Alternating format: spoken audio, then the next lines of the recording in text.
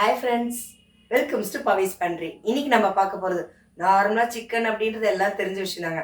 But ஆனால் gravy அப்படி இப்படி சாப்பிட்டது இல்லாமல் கொஞ்சம் சைட் டிஷ்ஷாக சாப்பிட்னா எப்படி சாப்பிட்லாம் அப்படின்றதாங்க. அதுவும் பெப்பர்லாம் போட்டு நல்லா காரசாரமாக இருங்க. நான் சாம்பார் தாங்க வச்சுருக்கேன், பெருசாலாம் எதுவும் செய்யலை. பட் தொட்டுட்டு சாப்பிட்ற மாதிரி வேணும். ரசம் சாதத்துக்கு, இந்த சப்பாத்திக்கு அந்த மாதிரின் போது இந்த மாதிரி செஞ்சிங்கன்னா செம பெஸ்ட்டு காம்பினேஷனாக இருக்குங்க. எப்போவும் செய்கிற மாதிரி இல்லாமல் நல்லா கொஞ்சம் மேரினேட் பண்ணி அதை ஆயிலில் ஃப்ரை பண்ணி எடுத்து சாப்பிடும்போது அப்படி ஒரு அமேசிங்கான டேஸ்ட், செம சூப்பரான ஃப்ளேவர் தான் சொல்லும். வாங்க எவ்வளோ சிம்பிளான மெத்தடில் வறுத்த கோழிக்கறி செய்யறதுதாங்க பார்க்க போகிறேன் இன்னைக்கு வீடியோக்குள்ள. இப்போது வறுத்த கோழிக்கறி செய்கிறதுக்கு நான் 1/2 கிலோ சிக்கன் எடுத்திருக்கேன். நீங்கள் போன்லெஸ் சிக்கன் கிடச்சதுன்னா முடிஞ்சளவுக்கு போன்லெஸ் சிக்கன் போய்க்கோங்க, இல்லை இந்த மாதிரி மிக்சட் இருந்தாலும் ஓகே. நான் அந்த பச்சை ஸ்மெல் போகணுன்றதுக்காக அந்த கறியோட பச்சை வாசனைன்னு சொல்லுவாங்களா, நான் கொஞ்சம் கல் உப்பும் மஞ்சத்தூளும் போட்டு வாஷ் பண்ணி எடுத்து வச்சுருக்கேன். இப்போது இதை ஊற வைக்கிறதுக்கு நம்ம கொஞ்சம் இன்க்ரீடியன்ஸ் எல்லாம் ஆட் பண்ணிக்கலாம். ஃபஸ்ட்டு கொஞ்சமாக மஞ்சத்தூள், 1/2 ஸ்பூன் வெறும் மிளகாத்தூள், 1/2 ஸ்பூன் மல்லித்தூள், 1/4 ஸ்பூன் கரம் மசாலா, தேவையான அளவு உப்பு போட்டுக்கோங்க. ஏன்னா நீங்கள் சிக்கன் இதுலேயும் உப்பு போடுவீங்க, கிரேவிலையும் உப்பு போடுவீங்க, அதனால் அளவாக உப்பு போட்டுக்கலாம். நிறைய ஆயிடுச்சுன்னா அப்புறம் வேஸ்ட்டாக போயிடும். இப்போது புளிக்காத தயிர் ஒரு 2 ஸ்பூன் ஆட் பண்ணிக்கலாம். இப்போது 1 ஸ்பூன் இஞ்சி பூண்டு பேஸ்ட் ஆட் பண்ணிக்கோங்க. நம்ம கிரேவி அது செய்கிறதுக்கு அதுக்கும் தேவையாக இருக்கும், அதனால் அளவாக ஆட் பண்ணிப்போம். சின்ன லெமனில் ஒரு 1/2 லெமன் மட்டும் எடுத்துக்கோங்க போதும். இப்போ இது எல்லாத்தையும் நல்லா மிக்ஸ் பண்ணுங்கள், எல்லா பீஸ்லையும் நல்லா கோட் ஆகிற மாதிரி. ஏன்னா இது எவ்வளோக்கு எவ்வளோ நல்லா கோட் ஆகி ஊறுதோ அப்போ தான் இதோட டேஸ்ட்டே சூப்பராக இருக்கும். இதை அப்படியே ஒரு தட்டு போட்டு மூடிடுவோம். ஒரு 1/2 hour நல்லா இதை கிட்டத்தட்ட ஊற விட்டுறலாம். இதில் சிக்கன் ஊற இந்த கேப்பில் நம்ம மசாலா ரெடி பண்ணிடலாம். 3 வரமிளகா, மிளகு 1 டேபிள் ஸ்பூன், தனியா 1 டேபிள் ஸ்பூன், 1/2 டேபிள் ஸ்பூன் சீரகம். இது எல்லாத்தையும் நல்லா அந்த பச்சை வாசனை போகிற அளவுக்கு மட்டும் வறுத்துக்கோங்க. மிளகா நான் 3 ஆட் பண்ணியிருக்கேன். உங்களுக்கு இன்னும் காரம் சாப்பிடுவீங்கன்னா நீங்கள் ஆட் பண்ணிக்கலாம். மறுபடியும் சிக்கனை நம்ம கிரேவி செய்யும் போது அப்பவும் மிளகாத்தூள் ஆட் பண்ணுவோம். ஏன்னா ரொம்ப காரமாக இருந்தால் பசங்கள்லாம் சாப்பிட்றது கொஞ்சம் கஷ்டம். ஸோ அளவாக பார்த்து நீங்கள் காரம் ஆட் பண்ணிக்கோங்க. இல்லை இன்னும் கம்மியாக தான் வேணும்னா நீங்கள் மிளகையும் கம்மி பண்ணி கூட ஆட் பண்ணிக்கலாம். அந்த லேசாக நல்லா அந்த பொரிஞ்சு வர சமயத்துலேயே ஆஃப் பண்ணிவிடுங்க. ஏன்னா ரொம்ப வறுக்க விட்டிங்கன்னா ஒரு மாதிரி தீஞ்ச மாதிரி ஸ்மெல் வந்துடும். ஸோ இதை ஒரு பிளேட்டில் கொட்டி நல்லா ஆற வச்சுட்டு தண்ணி ஊற்றி நல்லா கெட்டியாக பேஸ்ட் மாதிரி அரைச்சிக்கோங்க. இப்போது பிளேட்டில் கொட்டி ஆற வச்சிருவோம். இப்போது சிக்கன் பொரிக்கிற அளவுக்கு எண்ணெய் ஊற்றிக்கோங்க. நிறையும் ஊற்றிடுவேன்னா, ஏன்னா நம்ம டீப் ஃப்ரை பண்ண போகிறதில்ல. ஏன்னா மிக்சர் கிரேனிலே தான் நம்ம கிரேவியும் ரெடி பண்ணுவோம். எண்ணெய் நல்லா காஞ்சதுக்கப்புறம் சிக்கன் போடுங்க, அது ரொம்ப முக்கியம். பொரிக்கிறப்போ சிம்மில் வச்சு பொரிச்சிக்கோங்க.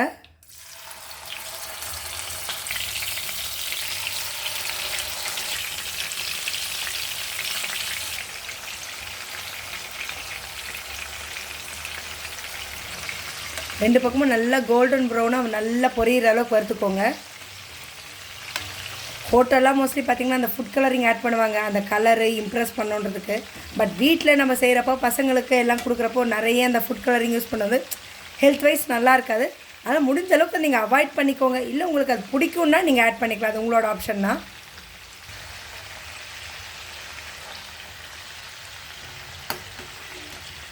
நல்லா எண்ணெய் எடுத்து இப்படி மேலே ஊற்றி விடுங்க. நல்லா அப்படியே வேகட்டும். அந்த இதுலேயே ஃப்ளேம் கொஞ்சம் மீடியமாக வச்சுக்கோங்க. ரொம்ப சிம்மில் வச்சிங்கன்னா கறி வேகிறதுக்கு ரொம்ப லேட்டாக ஒரு மாதிரி ஜவ்வு மாதிரி ஆகிடும். சிக்கன் நல்லா வெந்துருச்சு.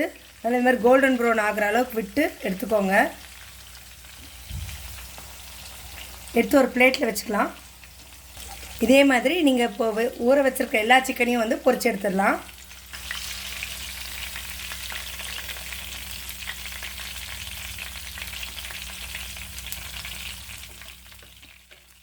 சிக்கன் பொரிச்ச எண்ணெயிலே நம்ம கிரேவி ரெடி பண்ணிடலாம். சீரகம் கொஞ்சம் ஆட் பண்ணிக்கோங்க.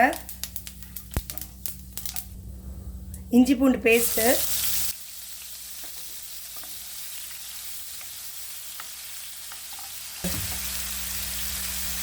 கருவேப்பிலை சேர்த்துக்கோங்க.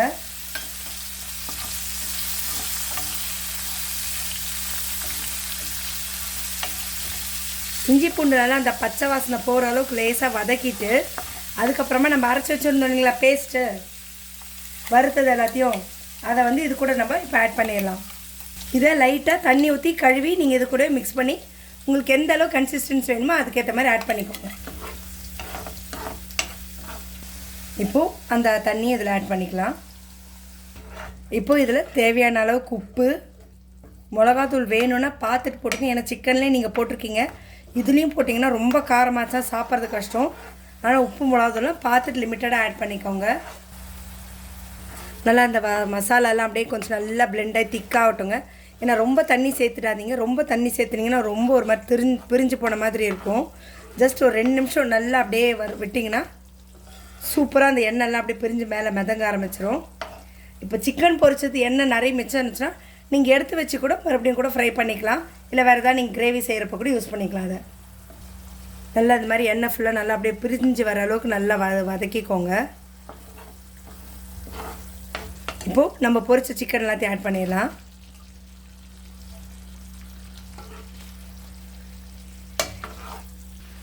போய் இந்த கிரேவி நல்லா இதில் அப்படியே படுற அளவுக்கு நல்லா மிக்ஸ் ஆகணுங்க.